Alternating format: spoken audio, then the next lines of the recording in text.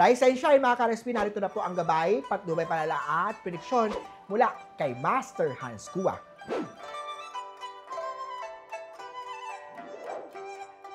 Para sa mga pinanganak ng Year of the Rat, mataas ang chance na magka-baby.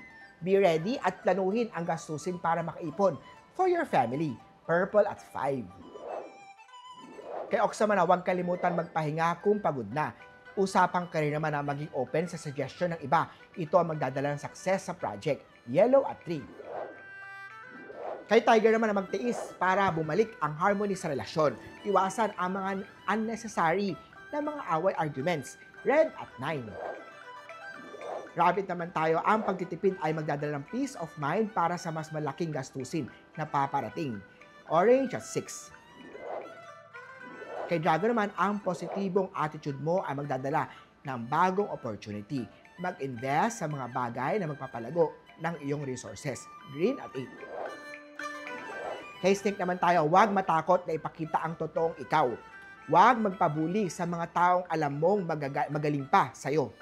Pink at 6. Sa mga Year of the Horse naman, mag-isip kung paano mapalago ang sarili pagdating sa finances. Purple at 4. Sa Goat naman, maganda ang panahon para humingi ng guidance sa nakakatanda sa iyo. Huwag magpadala sa pressure. Yellow at 2. Sa Monkey naman, may darating na positive na feedback mula sa pinaghirapan mo. Ito ang bubuo at magpapagaang ng araw mo. Red at 5.